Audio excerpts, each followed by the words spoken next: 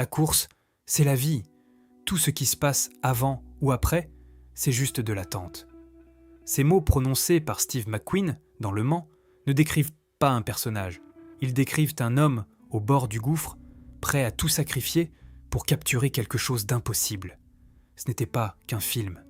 C'était la tentative désespérée d'un homme d'embouteiller la foudre, de figer la terreur brute et la beauté sauvage de la course la plus dangereuse du monde. 21 secrets enfouis dans l'asphalte et le sang de ce film légendaire de 1971 vont être mis en lumière aujourd'hui. Plus un fait bonus qui va vous laisser sans voix. Abonnez-vous à Léo Ciné Recap, likez cette vidéo et dites-nous en commentaire quel film de course mérite son propre épisode. Et maintenant, accrochez-vous, on passe la vitesse supérieure. Commençons par quelque chose qui défie tout ce qu'Hollywood représente. Le Mans ne contient absolument aucun dialogue audible pendant les 37 premières minutes. Ce n'est pas une erreur.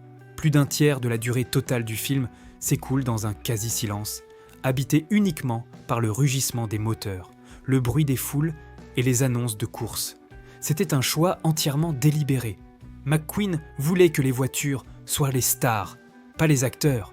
Il se battit avec une ardeur féroce pour dépouiller le film de toute narration conventionnelle, convaincu que la course se suffisait à elle-même. Les dirigeants du studio faillirent avoir des crises cardiaques. McQueen tint bon.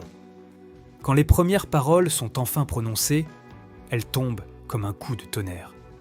C'est un choix artistique qu'aucun grand studio ne validerait aujourd'hui, ce qui le rend d'autant plus extraordinaire qu'il existe. Quelques semaines avant le début du tournage, McQueen courait aux 12 heures de Sebring avec le pied gauche dans un plâtre.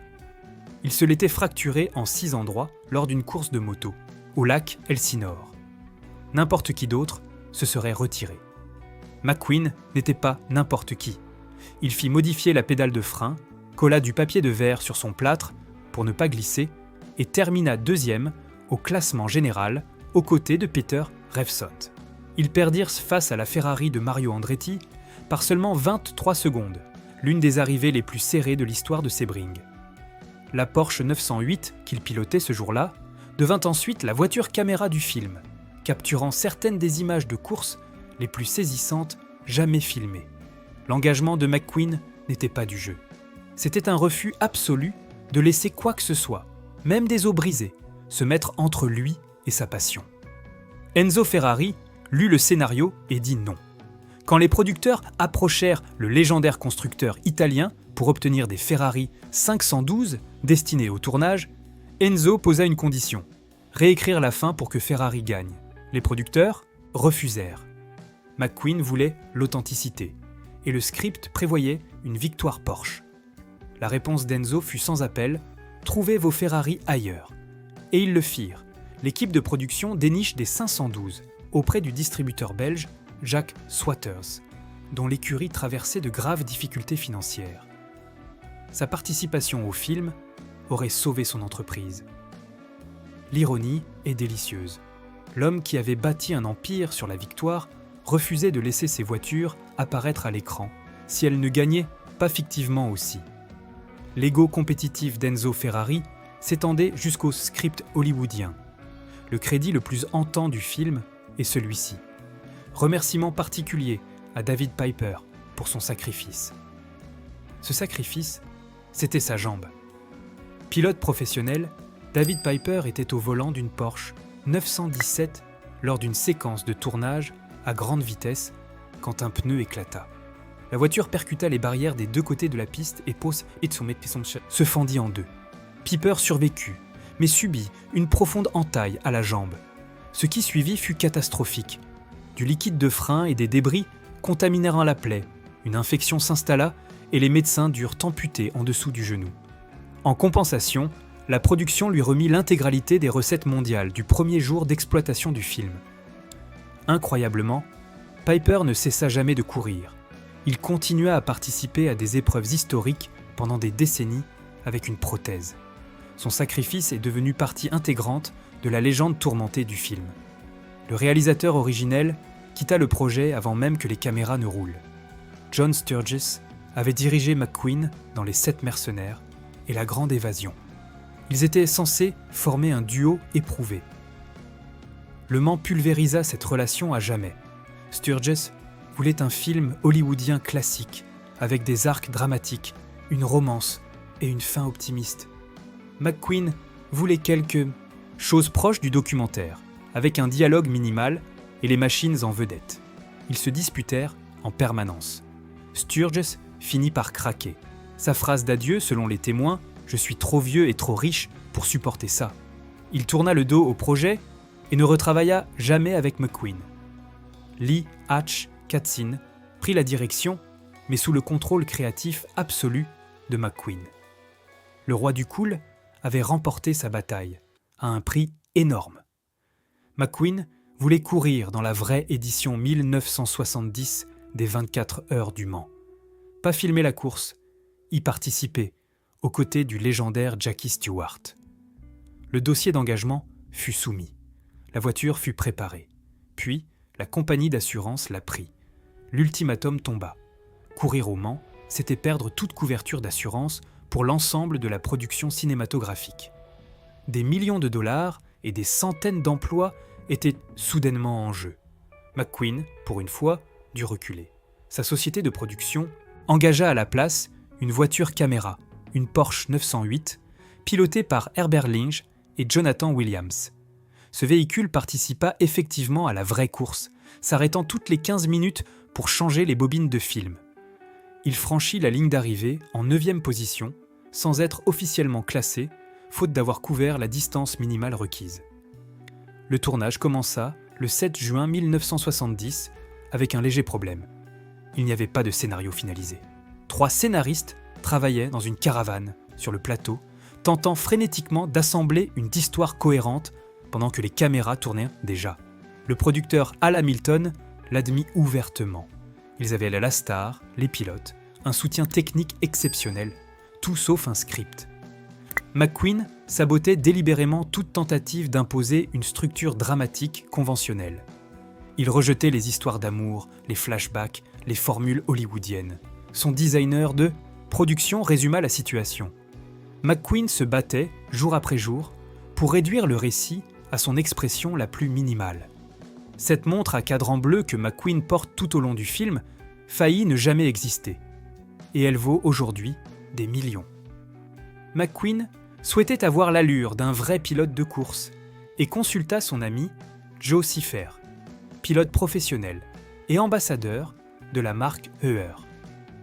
Siffert lui prêta sa combinaison aux couleurs Gulf et lui suggéra la toute nouvelle Heuer Monaco. McQueen fut immédiatement séduit par son boîtier carré atypique et son cadran bleu. 6 Monaco furent utilisés pendant le tournage. À la fin de la production, McQueen en offrit une à son mécanicien personnel, Haig Altounian, avec une gravure à Haig Le Mans 1970. Cette montre précise fut adjugée 2,2 millions de dollars aux enchères en 2020. La Monaco est désormais connue dans le monde entier comme la montre Steve McQueen, et Tag Heuer en a depuis publié d'innombrables éditions hommages. Les pilotes professionnels engagés pour le film étaient payés environ 100 $ par jour. Pour les séquences dangereuses à grande vitesse, ce tarif doublait à 200 $. Ce n'était pas grand-chose, mais tout le monde voulait participer. 41 pilotes professionnels prirent part au tournage, dont 6 vainqueurs passés ou futurs des 24 heures. Jackie Hicks, Richard Atwood, Gérard Larousse, Derek Bell, Jürgen Barth et Masten Gregory. 16 victoires au Mans réunies sur un même plateau. Derek Bell se souvint que McQueen ne jouait jamais la superstar parmi eux. Il semblait presque gêné d'être entouré de vrais pilotes, alors que lui-même n'aspirait qu'à être l'un d'eux. McQueen avait affrété un avion privé pour que les pilotes puissent rejoindre leurs vraies courses pendant les pauses de tournage. Ces spectaculaires séquences d'accidents, personne n'allait risquer de détruire des Porsche 917 et des Ferrari 512, dont chaque exemplaire valait plus qu'une maison. L'équipe de production eut recours à la ruse. Elle acquit des châssis Lola T70 relativement accessible, et les habilla de carrosseries répliques Porsche et Ferrari. Quand vous voyez une 917 faire des tonneaux en flammes sur la piste, vous regardez en réalité une Lola déguisée qui connaît une fin violente. La fausse Ferrari utilisée dans une séquence d'accident était télécommandée. Lors d'une prise, elle prit feu plus tôt que prévu. Le cascadeur qui s'éloignait en courant n'avait pas eu le temps de se mettre à l'abri avant l'explosion. Il fut brûlé. Seule une partie de cette prise figura dans le montage final. Derek Bell, futur quintuple vainqueur du Mans, faillit mourir en faisant semblant de courir. Sa Ferrari prit feu alors qu'il roulait à pleine vitesse lors d'une séquence de tournage. Il parvint à s'extraire du véhicule en flammes, mais subit de sérieuses brûlures au visage. Et ce n'était même pas le pire accident de la production. L'amputation de David Piper pesait déjà sur l'atmosphère du tournage.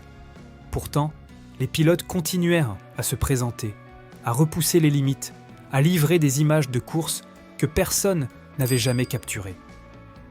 Le contrat de McQueen stipulait qu'il effectuerait lui-même toute sa conduite, mais les pilotes professionnels refusaient de rouler à ses côtés lors des séquences les plus dangereuses.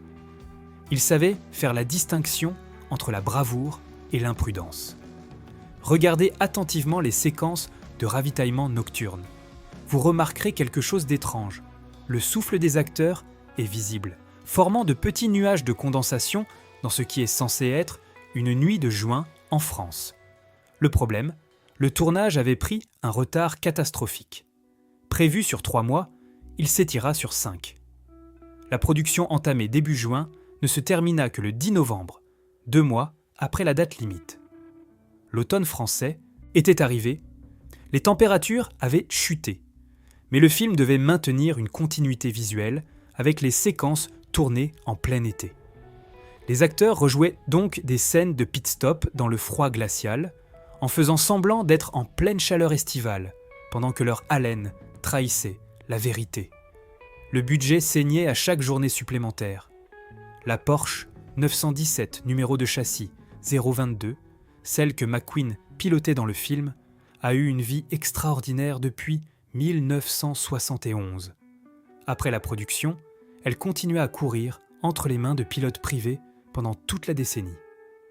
Richard Atwood, qui avait remporté le vrai Mans 1970, finit par l'acquérir et la surnomma affectueusement sa retraite.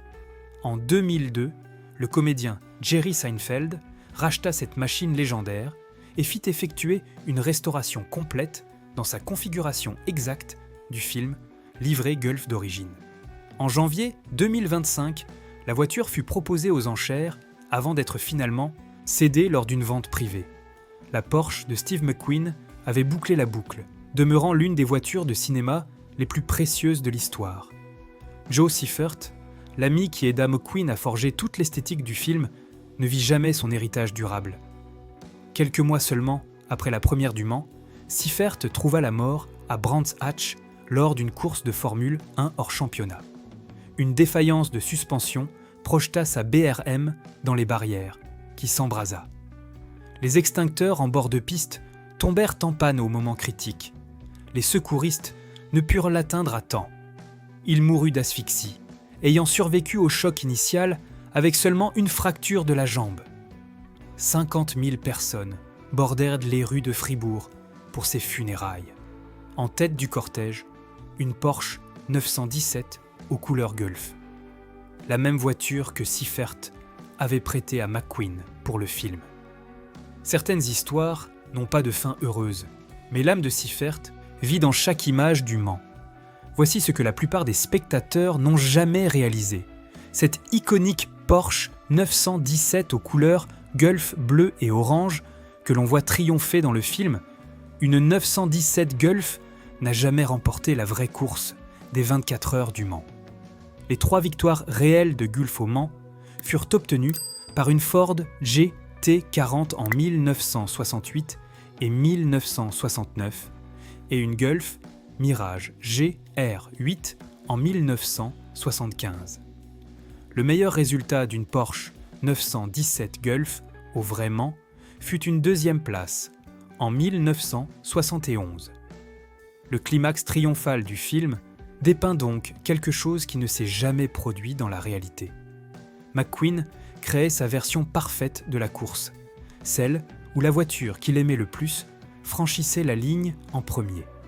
La 917 Gulf remporta l'immortalité par le cinéma, faute d'avoir jamais décroché un vrai drapeau à damier. Le film faillit ruiner McQueen, personnellement. Quand la production s'emballa, dépassant le budget initial de près de 1,6 million de dollars, des mesures désespérées s'imposèrent. McQueen fit un sacrifice extraordinaire. Il renonça à l'intégralité de son cachet et à sa participation sur les profits futurs, juste pour permettre au Mans d'être achevé. Pour l'un des acteurs les mieux payés d'Hollywood à l'époque, c'était une dévastation financière. Au-delà de l'argent, la production coûta à McQueen son mariage. Sa femme Neil était présente pendant le tournage, mais ses infidélités notoires et son obsession totale pour le projet creusèrent entre eux un fossé irréparable. Quand les caméras s'arrêtèrent, McQueen avait perdu son mariage, sa société de production était en ruine, et d'innombrables relations professionnelles étaient brisées. Son projet de rêve était devenu son cauchemar personnel. Si vous observez attentivement le dos du casque de McQueen pendant les séquences de course, vous verrez quelque chose d'inhabituel. Son groupe sanguin, ORH négatif, clairement inscrit. Ce n'était pas une invention du département accessoires, c'était une pratique réelle de l'époque. Les pilotes professionnels affichaient leur groupe sanguin sur leur casque ou leur combinaison pour que les équipes médicales puissent intervenir immédiatement en cas d'accident grave. McQueen insista sur ce détail parce qu'il voulait une authenticité absolue. Chaque élément de l'apparence de son personnage, Michael Delaney, était tiré de véritables protocoles de la course. Plutôt que de recruter des acteurs américains jouant des pilotes étrangers, McQueen engagea de vrais interprètes internationaux qui parlaient leur langue naturellement à l'écran. McQueen était obsédé par l'innovation visuelle. Il voulait utiliser une technique révolutionnaire de split screen appelée Multi-Dynamic Image, qu'il avait déjà expérimenté avec succès dans l'affaire Thomas Crown 3 ans plus tôt. La longueur cumulée de toutes les bobines de films tournées pendant la production dépassa les 10 000 mètres.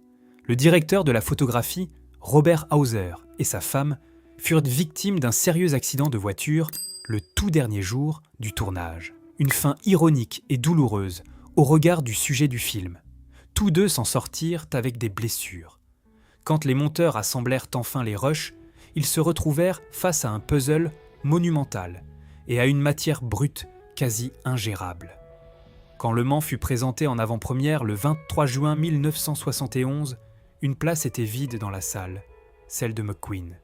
Après tout ce qu'il avait sacrifié, son mariage, sa fortune, des amitiés sans nombre, il ne put se résoudre à assister à sa propre première.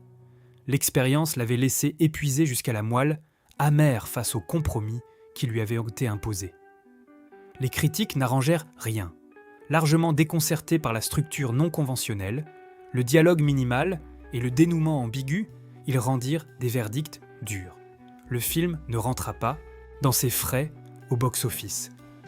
Mais McQueen savait ce qu'il avait créé, quelque chose sans précédent, que les générations futures comprendraient mieux que ses contemporains.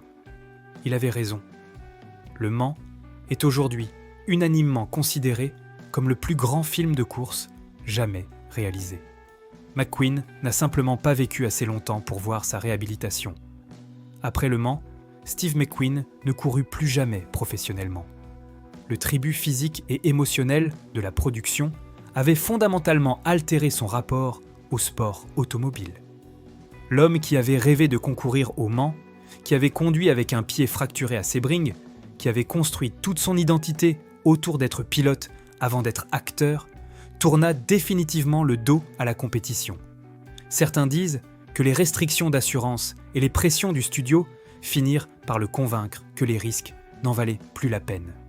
D'autres estiment que la production avait simplement épuisé jusqu'à la dernière goutte de sa passion pour la course. Quand McQueen cessa de pouvoir courir pour de vrai pendant le tournage, quelque chose se brisa en lui. Il resta passionné de voitures jusqu'à sa mort en 1980, mais le feu compétitif féroce qui l'avait poussé à faire Le Mans s'était éteint pour toujours. Et maintenant, le fait bonus. Celui que vous attendez depuis le début. La Porsche 917 numéro de châssis 024, celle que Joe Siffert avait prêtée à McQueen pour le film, disparue après la mort de Siffert. Sa succession la vendit à un collectionneur français excentrique qui la rangea dans un garage rural et l'oublia. Pendant près de 30 ans, l'une des voitures les plus importantes de l'histoire du cinéma dormit intacte dans un hangar de campagne. Quand le collectionneur mourut en 2002, la voiture fut découverte dans un état quasi originel, portant encore la livrée du film, avec le pneu de secours d'origine, la cellule à carburant. Firestone et les pneus d'époque toujours en place. Le Barn Find ultime. Ce fantôme de l'histoire du cinéma fut vendu aux enchères à Pebble Beach le 18 août 2017 pour la somme absolument stupéfiante de 14 millions de dollars, établissant un record pour toute Porsche jamais vendue aux enchères publiques. Voilà 21 faits sur un film qui faillit tuer les hommes qui le firent et qui finit par vivre éternellement. Le Mans n'était pas seulement le projet de rêve de Steve McQueen, c'était son obsession, son sacrifice et ultimement son chef-d'œuvre. Plus de 50 ans plus tard, aucun film de course n'a jamais égalé son authenticité brute. Si cette plongée dans une légende du cinéma vous a captivé, rejoignez la communauté Léo Ciné Recaps sans attendre. Abonnez-vous, activez les notifications pour ne manquer aucune future exploration, likez cette vidéo pour qu'elle touche d'autres passionnés de cinéma et de course et dites-nous en commentaire quel moment du Mans vous hante encore et quel film vous voulez qu'on dissèque ensuite. On vous attend au prochain départ.